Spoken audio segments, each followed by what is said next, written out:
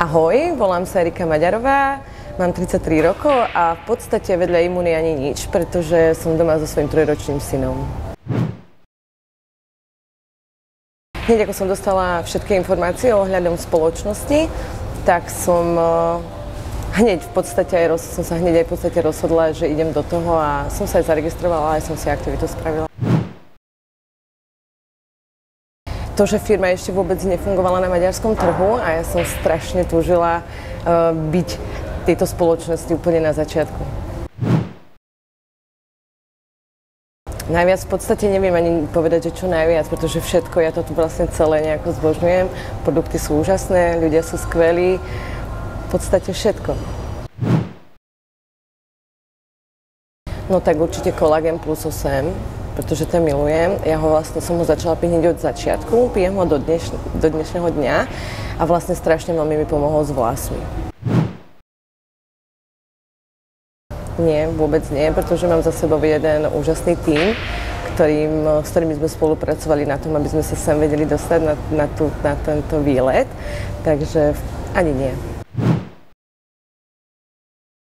Úplne tu je všetko nádherné, krásne, je to strašné teplo a najviac sa mi páči, že môžem tráviť čas s majiteľmi spoločnosti a vlastne s kolegami, ktorými spolupracujeme pri tejto spoločnosti.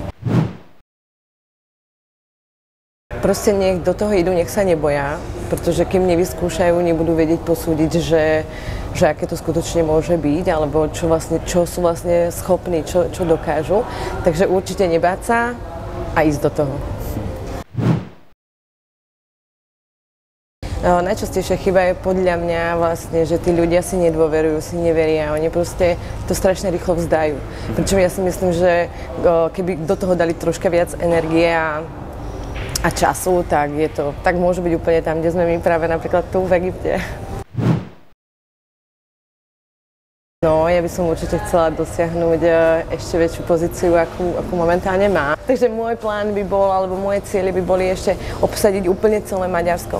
Takže momentálne máme obsadenú nejakú tú časť Maďarska a ja by som chcela, aby celé to Maďarsko, aby tí ľudia v Maďarsku pochopili, o čom je imuny, aká je táto spoločnosť a aby s nami spolupracovali, aby sme mohli čím viac ľuďom pomôcť. Kvôli tomu som si vybrala aj spoločnosť, keď mi povedali, že potrebujú niekoho, alebo hľadali mi niekoho, že sa dá táto firma vniesť aj na európske trhy, tak som si hneď povedala, že to je moja príležitosť a ja proste chcem byť ten prvý človek na tom trhu.